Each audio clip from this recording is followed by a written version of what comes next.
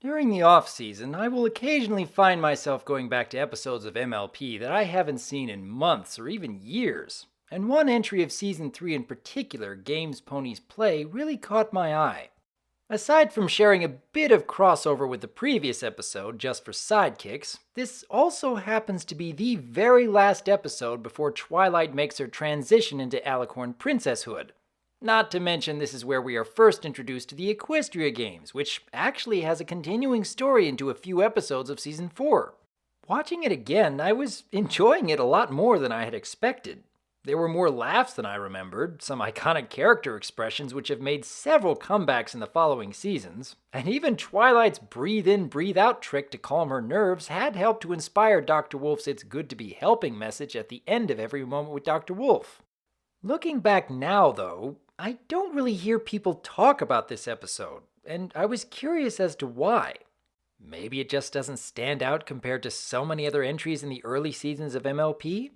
Some of the dialogue feels a bit awkward, and I suppose there aren't quite as many of the usual shenanigans between the main six.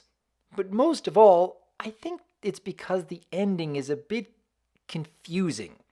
Miss Harshwinny suddenly decides that the Crystal Empire should host the Equestria Games just because of one random tourist talking about how lovely a day she had?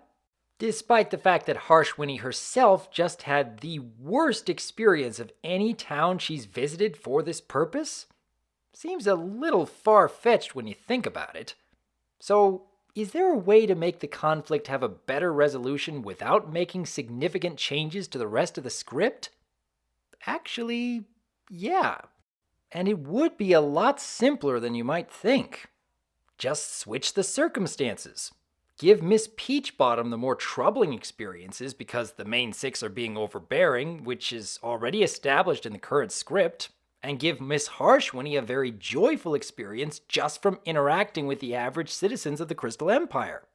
Given that she was really expecting a highly structured tour of the very best that the Empire had to offer, just like every previous city she's gone to visit, it would have been a very unique opportunity for Miss Harshwinny to see an unbiased view of what these ponies had to offer. There was actually a really good lesson the writers could have addressed if they had gone in this slightly different direction. With how much effort the main six were putting into making a show rather than a real experience for what the Crystal Empire was all about, having the wrong pony as their guest of honor would have actually been a good thing in the end. You could still have the comedic shenanigans, the moments of panic, and even have a better tie-in for Cadence's breathing exercises. Twilight kept stressing herself out because she felt that she was solely responsible for making sure this guest of honor had a perfect stay in the Crystal Empire.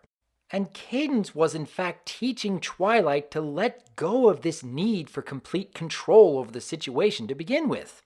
If everything turned out just fine in the end without Twilight's direct influence, and Miss Harshwinny's opinion of the Empire all came from her interactions with the average citizens of the city, I think this could have made for a more memorable episode as a whole.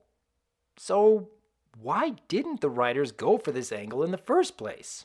It seems to me like that opportunity was right there in front of them. I don't know. Maybe I'm missing something here? Maybe there really is some stronger element to this script that I'm misunderstanding. Or maybe this idea could make for an interesting fan fiction of the original episode. What do you think? I am Dr. Wolf, and I look forward to hearing from you.